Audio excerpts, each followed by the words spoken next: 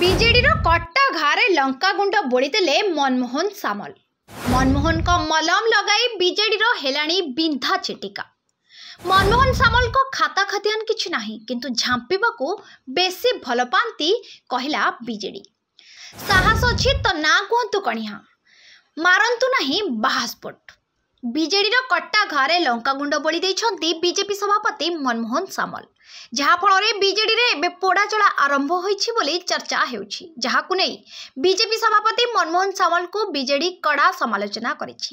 BJP ରାଜ୍ୟ ସଭାପତି ମନମୋହନ ସାମଲ ବିଜେଡିକୁ ଏକ ବଡ଼ ମନ୍ତବ୍ୟ ରଖିଥିଲେ। ସେ କହିଥିଲେ, ବିଜେପିରେ ମିଶିବା ପାଇଁ ଆବେଦନ କରିଛନ୍ତି ବିଜେଡି ନେତା। ଗଣମାଧ୍ୟମ ସାମ୍ନାରେ ଏମିତି ଏକ ବଡ଼ ବୟାନ ଦେଇଥିଲେ ରାଜ୍ୟ ସଭାପତି ମନମୋହନ ସାମଲ।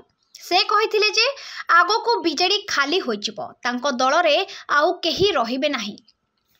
ବିଜେପିରେ ମିଶିବାକୁ ଅନେକ ନେତାଙ୍କ ଆବେଦନ ଆସୁଛି। ନବୀନଙ୍କ ନିର୍ବାଚନ ମଣ୍ଡଳୀରୁ ପଞ୍ଚାୟତ ପ୍ରତିନିଧିମାନେ କିଛି ଦିନ ତଳେ ବିଜେପିରେ ମିଶିଥିଲେ। 2 ରାଜ୍ୟସଭା ସାଂସଦ ବି ବିଜେପିରେ ମିଶିଲେ।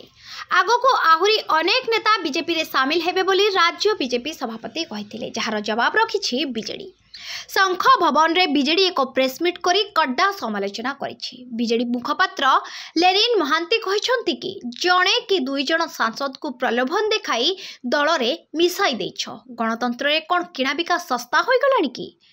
ଏ ପ୍ରଶ୍ନ ମଧ୍ୟ କରିଛନ୍ତି। ଏହାସହ ମନମୋହନଙ୍କୁ କହିଛନ୍ତି କି ସେ ଝାମ୍ପିବାକୁ ଭଲ ପାଆନ୍ତି, ଏଥିପାଇଁ ଅନ୍ୟ ଦଳର ନେତାଙ୍କୁ ନିଜ ଦଳରେ ମିଶାଉଛନ୍ତି।